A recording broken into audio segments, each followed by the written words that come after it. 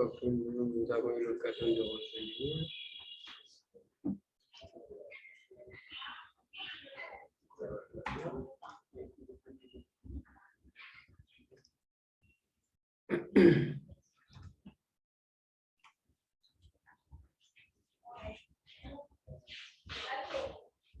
Donc, on était sur le poste 8.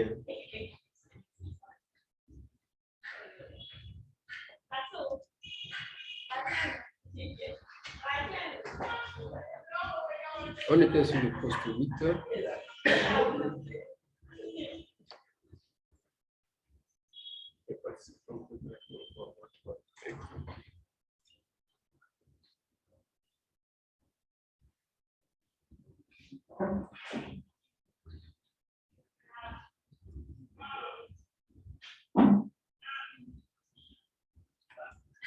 Je crois que vous m'écoutez.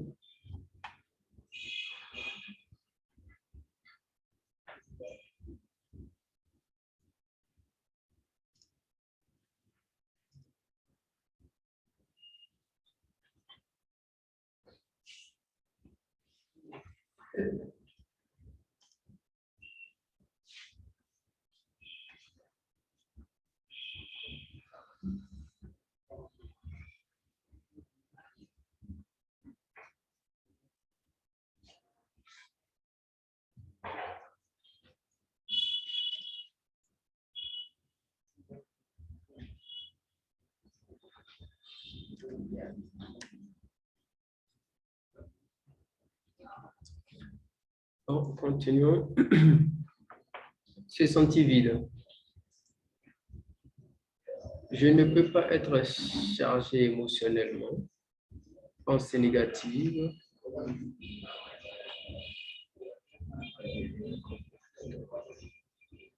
Et voici. Les choses vont bien.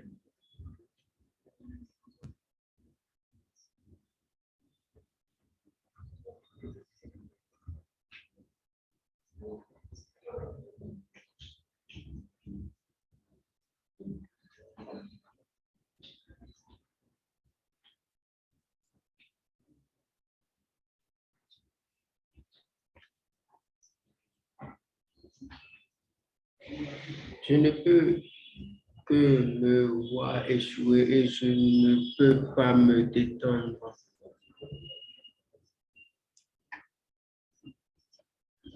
et me concentrer. Pensée négative, je ne peux que me voir échouer et je ne peux pas me détendre et me concentrer. Ce n'est pas ma faute quand je perds.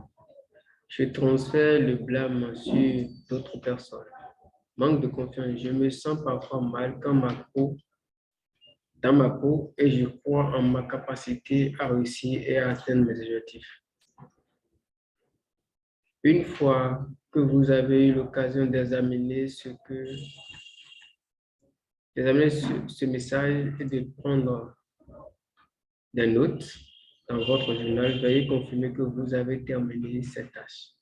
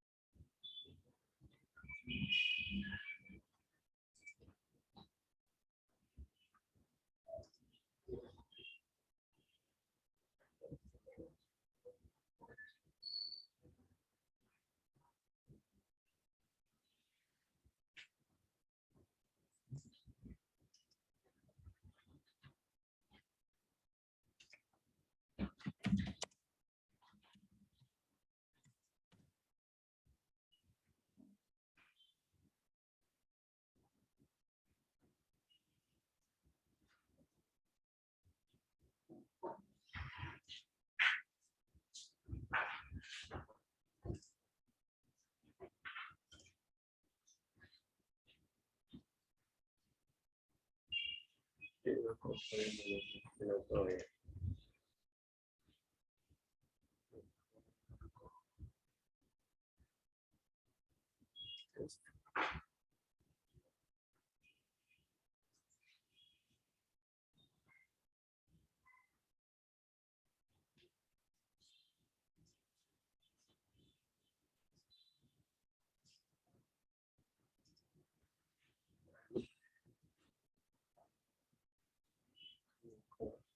Allô?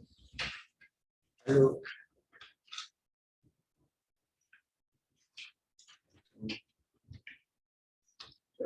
Test. Maintenant.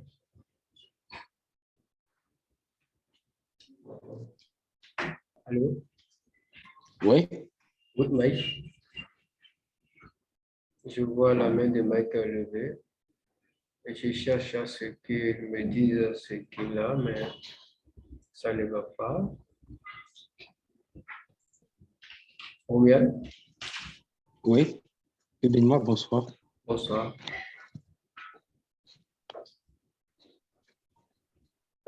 Sûrement que tu as des questions, c'est ça?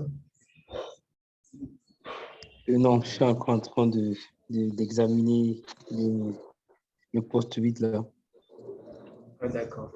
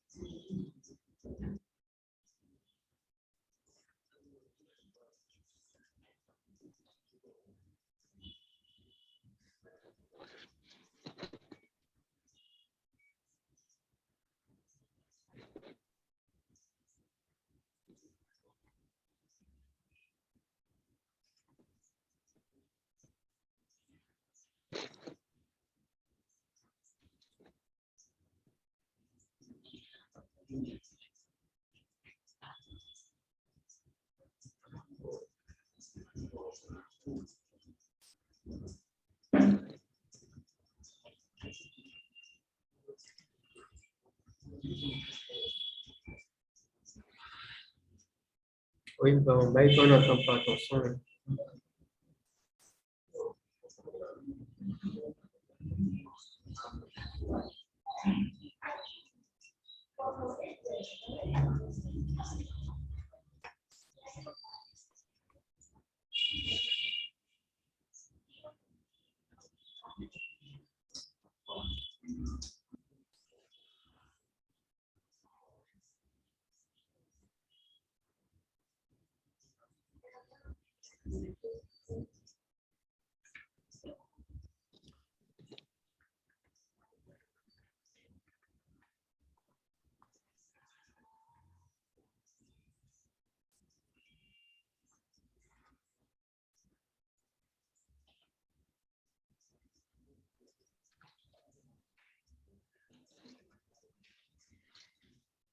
Allô, Benoît? Oui, allô, Romuald. Oui. Oui, je Bon, t'écoute. j'ai un peu une préoccupation. Ok. Je veux savoir comment. Le son est un peu parti. Si tu peux répondre, ça serait bien. Allô? Oui, allô, je t'écoute bien. Oui, je voulais savoir comment on peut évaluer en soi-même la maîtrise en soi. Comment est-ce qu'on peut évaluer soi-même la maîtrise en soi? C'est cela. Oui, oui. Donc, comment toi, en tant qu'individu et apprenant, tu peux savoir que tu peux évaluer ta propre maîtrise, quoi. C'est une attention rapide qu'il faut. Sinon, on te critique et que tu entends. Parfois, on se sent nerveux, très nerveux, et qu'on a envie de réagir brusquement. Il faudrait Mhm. simplement essayer de se tamponner, de rechercher la paix en soi. C'est-à-dire, c'est en un clin d'œil que tout cela se passe, étant déjà averti du fait que, c'est que nous sommes en train d'informer de ce qui se passe dans cela. Il faut pour la stratégie ne pas réagir automatiquement. l'embêtement ou les critiques des autres. Donner un temps pour... C'est ma réponse.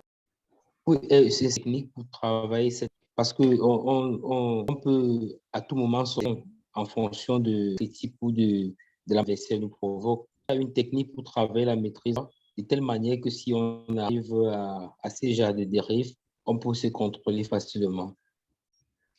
La seule maîtrise, selon moi, c'est de ne pas répondre en même temps. De chercher en soi ce qu'il faut dire, de chercher en lui pour que soit surpris. De ne pas répondre en même temps. Donc, la première initiative. Absolument. Oui, mais, je vois Mike ici mais on n'entend pas son micro. Allô, Mike? Allô, Mike?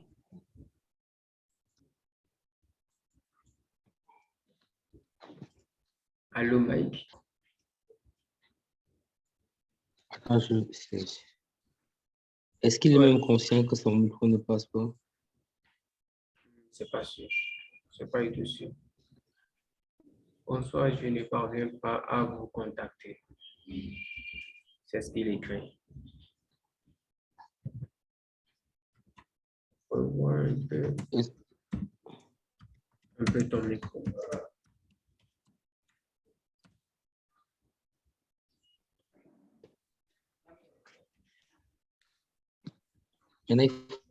Je vois aussi Ernest qui soulève la main. Bonsoir. Il vient d'activer son micro, je crois. Allô, Ernest? Bonsoir. Bonsoir, ça va? C'est un peu bas, hein? Parlant de la maîtrise en soi. Oui. Est-ce que tu peux augmenter le volume un tout petit peu, ou plutôt tu peux te rapprocher un peu du micro? Ouais. Je disais, parlant de la maîtrise en soi. Oui. Vous avez dit la première réaction, ce n'est pas de ne pas répondre, n'est-ce pas? Pardon? Lorsque nous faisons face à une attaque, vous avez dit la première réaction, c'est de ne pas répondre. Oui, la première réaction, ce n'est pas bon. Oui. D'accord. Oui. Maintenant, ne pouvons-nous pas créer en nous un point d'ancrage, un point sur lequel on peut s'appuyer. Par exemple, je ne sais pas, l'image d'une personne qui nous fait fier ou une image qui nous fait rigoler au point où quelqu'un te lance, par exemple, une mauvaise parole sur le terrain. Le fait juste de penser à ce point d'ancrage-là, par exemple, ta première critique et tes premières réactions, est-ce que tu peux commencer à sourire ou à rire?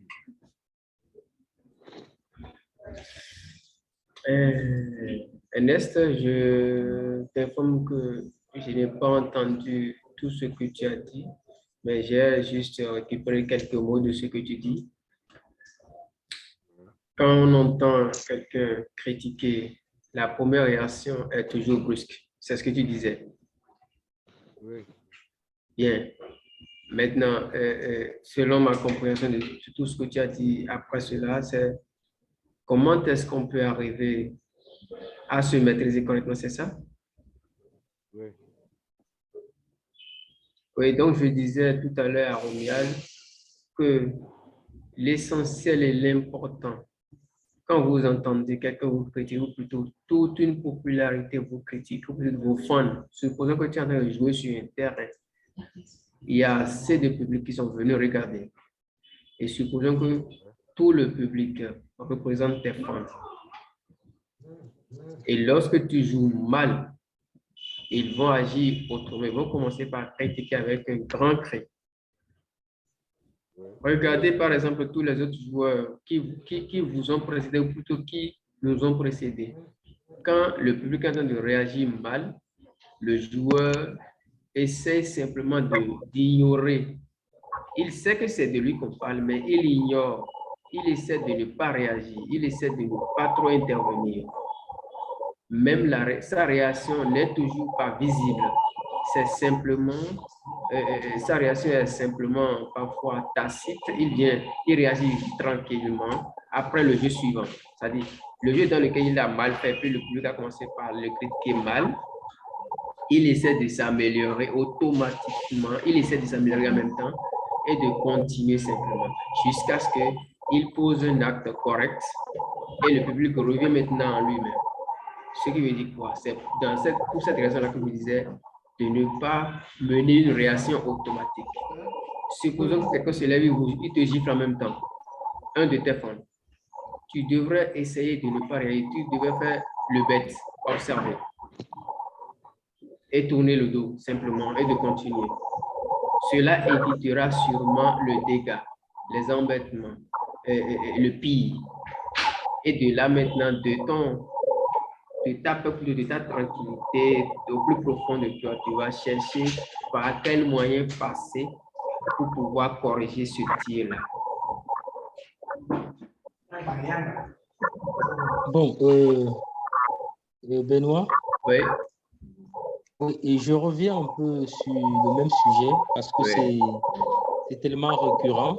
Je oui, veux prendre le cas de Samuel Eto'o en Espagne oui. lors d'un match contre Saragosse.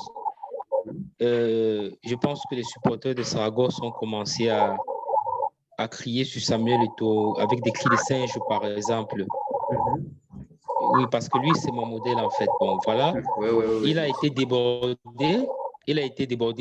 Il a décidé de sortir du stade. Mhm.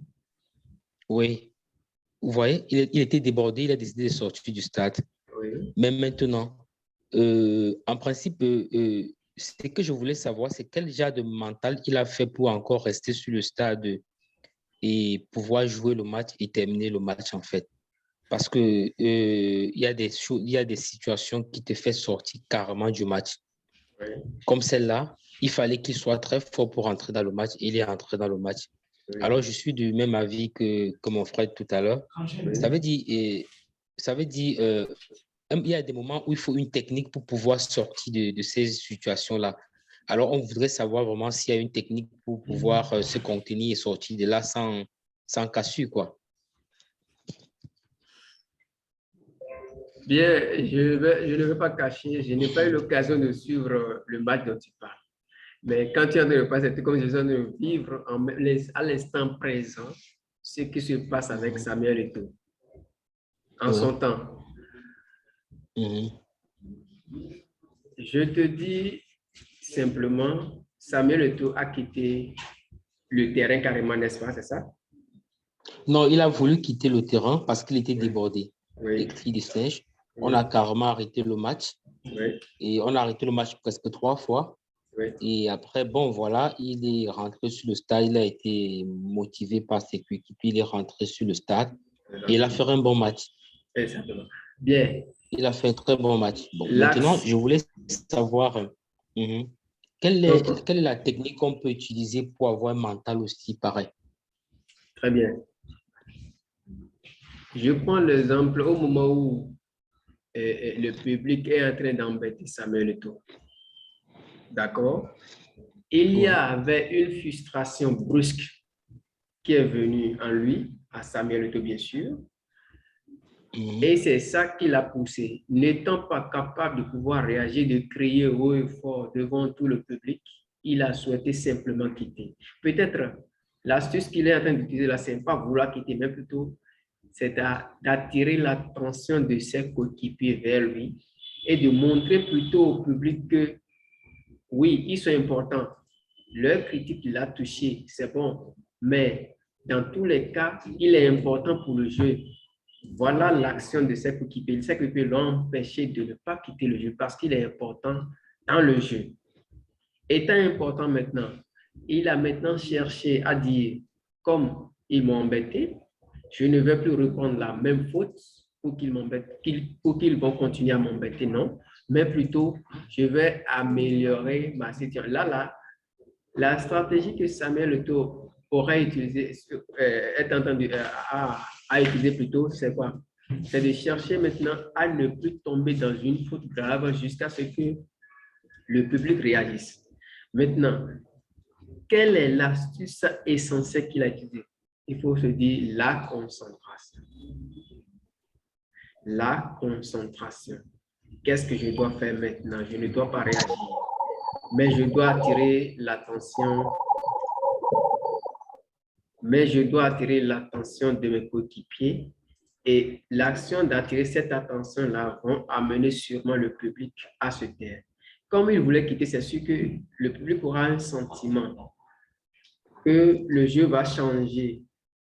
Pas de la manière dont Samuel Eto'o dirigeait le jeu, ou plutôt dirige souvent les jeux qu'on voyait auparavant, mais plutôt ça va changer autrement jusqu'à ce que peut-être on va sûrement gagner le Cameroun, plutôt l'équipe de Samuel Eto'o plutôt, je veux dire.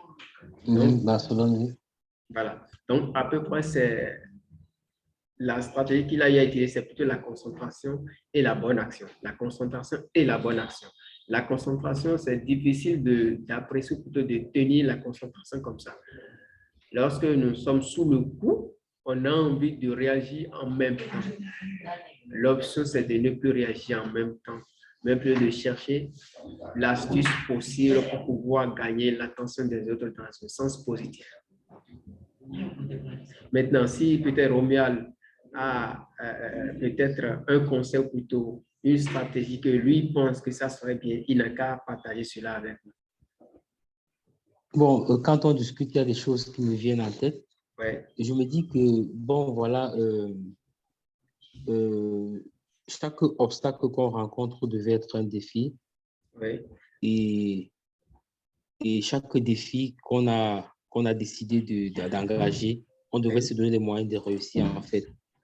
Parce que je me dis, s'il voulait sortir, c'est parce que il s'est trouvé un moment donné faible. Mais qu'elle a compris peut-être que c'était un défi de pouvoir montrer une autre image de lui. En tout cas, c'est une performance qu'il fallait qu'il relève, en fait. Ça veut dire, il est performant sur le stade, il fallait aussi qu'il soit performant mentalement. Et la seule stratégie, c'était de faire de ces provocations un défi, en fait.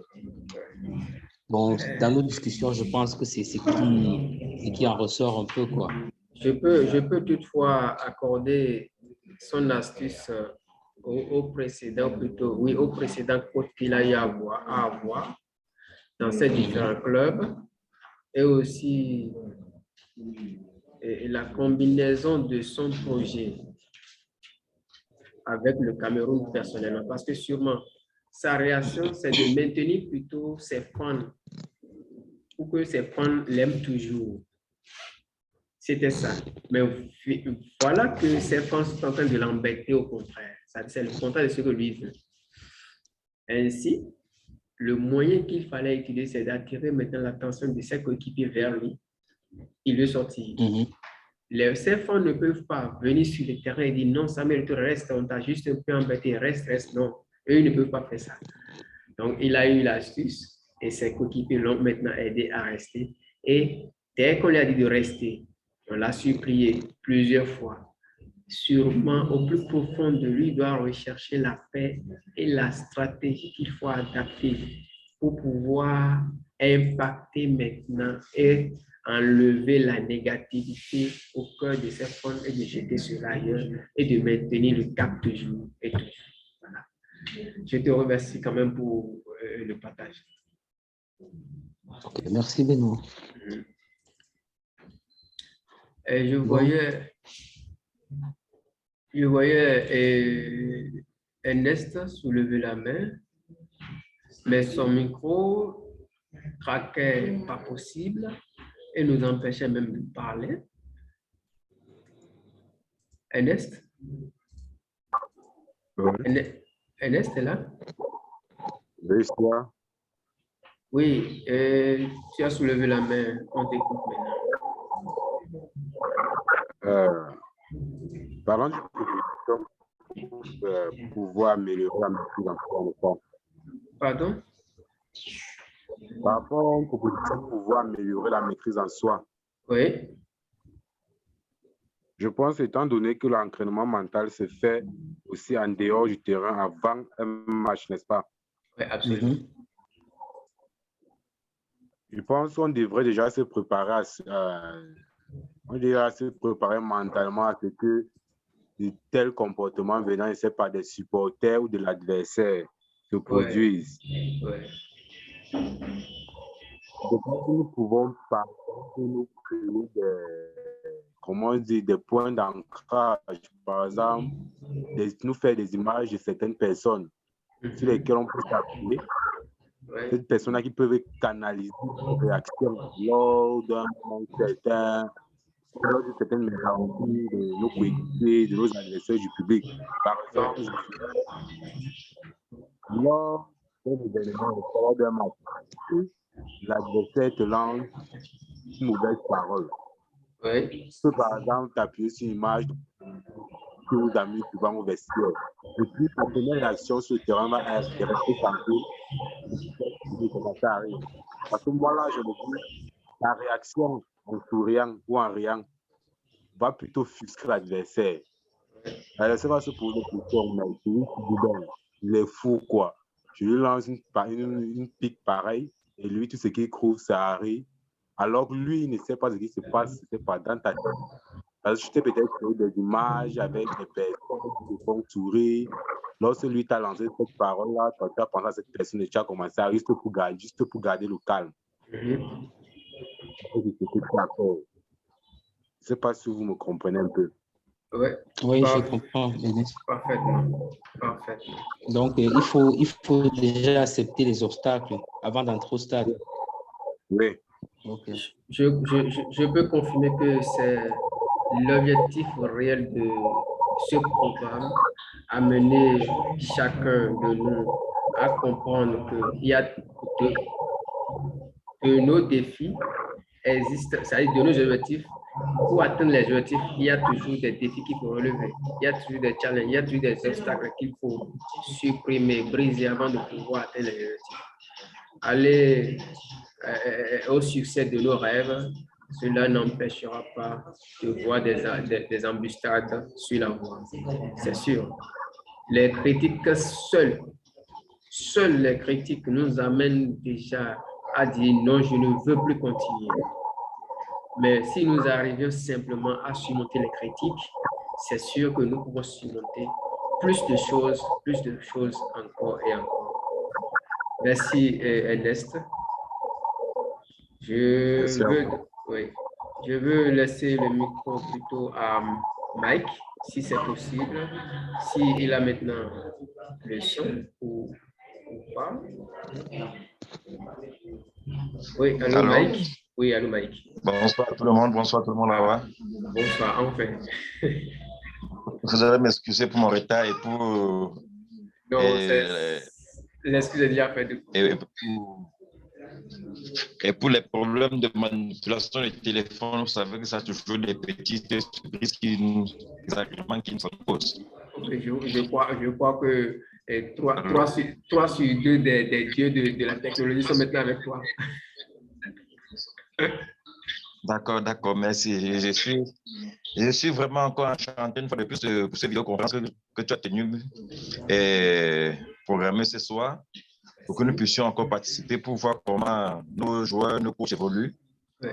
Déjà, une fois de plus, je vois que ces premiers sont vraiment actifs. Je vois Ronial, je vois Ernest, je vois Dieudonné, et que nous sommes actifs, vraiment, c'est un grand bravo. Ouais, et je pense que déjà, avec déjà ce travail que nous avons mis sur pied, ça pourra nous produire de grands fruits. Absolument. Donc, je ne connais pas les thématiques de ces jours, je ne connais pas vos thématiques, à quel niveau vous trouviez pour apporter ma part de contribution. Bon, je veux que tu me soulignes un peu ce qu'il faut, ce qu'il y a comme thème de ce soir. Oui, comme thème de ce soir, c'est parcourir, on avait déjà fait auparavant de poste 1 jusqu'au poste 6, mais pour ce programme-là, on a commencé du poste 4 pour terminer au poste 8. Et actuellement, nous sommes sur le point de questions-réponses. Je crois, si tu avais l'occasion de lire les postes, ou plutôt je vais te faire montrer peut-être le 8 peut-être. Oui, voici le poste. Pose-moi les questions. Je pense que nous pouvons évoluer sur les questions, hein, parce que ces postes il y a eu lieu depuis l'année passée, lorsque Merci. j'ai travaillé. Alors, Je peux venir, bon, pose-moi les questions, je vois si je peux apporter quelque chose de plus. oui, il y a Romuald qui demandait tout à l'heure si peut-être on a des astuces, plutôt des pratiques qui pourraient nous permettre de bien nous concentrer vis-à-vis de nos fans ou plutôt de ceux qui nous critiquent. Si tu as peut-être des conseils, tu peux donner ça et puis nous allons écouter. Oui, en tant que déjà coach ou un leader déjà, les critiques ne manquent jamais dans tout ce que nous faisions. Quand tu es leader, tu es appelé à être critiqué. Tu es appelé à être vraiment critiqué avec des ennemis qui peuvent te venir de gauche ou de droite. Bon, je sais qu'en tant qu'athlète,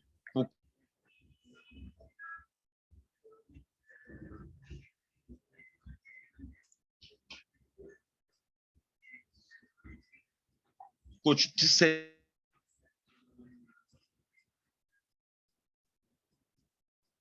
Le son est parti.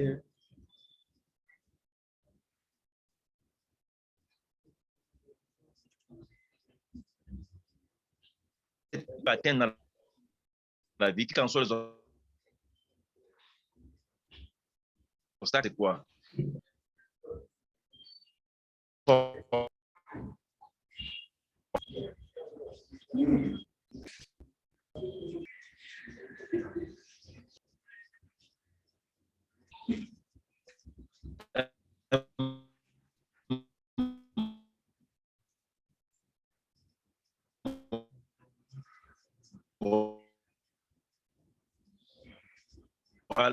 Préparer.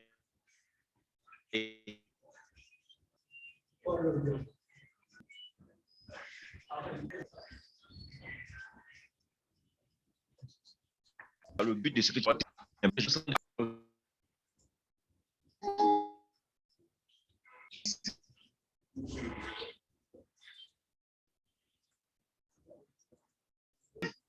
Chacun peut avoir des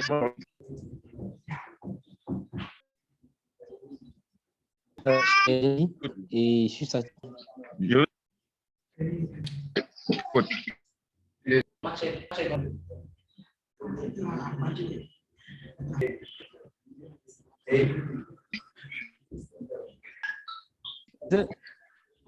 Oui, si Mike m'écoute,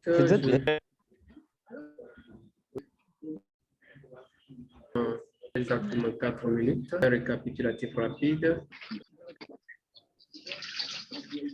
Notre prochaine formation en ligne se fera sûrement le 2 février ou bien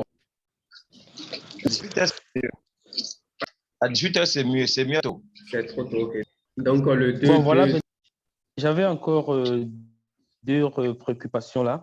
Une préoccupation en fait. Vas-y. Bon, voilà, ici, point sur les athlètes, à savoir avoir des attentes réalisables, avoir toujours des objectifs que je veux atteindre. Mais comment c'est mes objectifs, hein?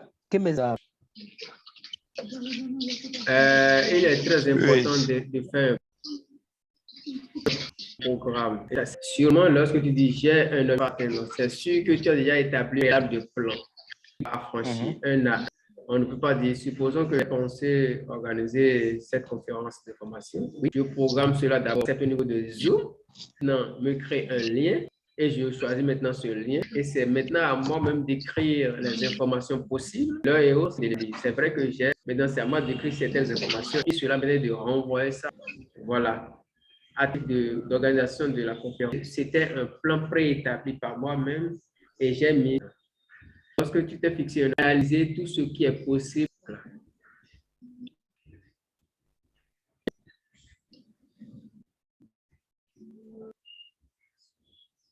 Oui, tu m'as écouté, je crois.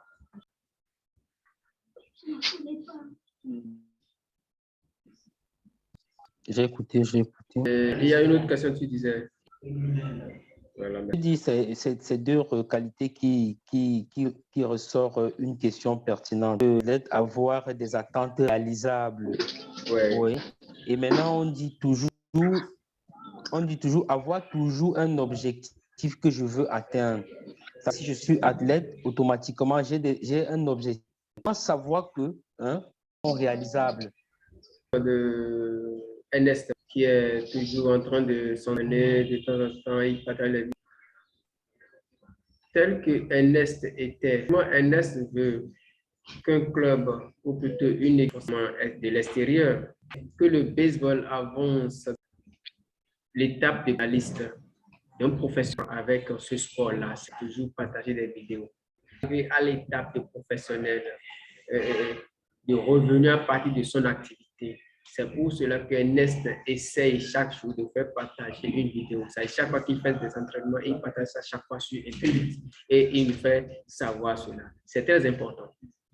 Donc, lorsque tu as un rêve à réaliser, tu dois forcément commencer par faire quelque chose.